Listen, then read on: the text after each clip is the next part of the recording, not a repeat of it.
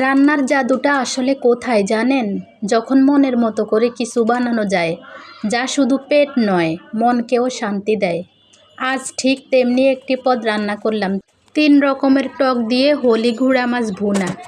এই রেসিপিতে টক আর ঝাল মিলিয়ে এমন এক স্বাদ তৈরি হয়েছে, যা একবার খেলে বারবার খেতে ইচ্ছে করবে। আর এর প্রধান উপকরণ হলো টমেটো, কাঁচা আম আর লেবুর রস। ভাবছেন এই 3 টক একসাথে?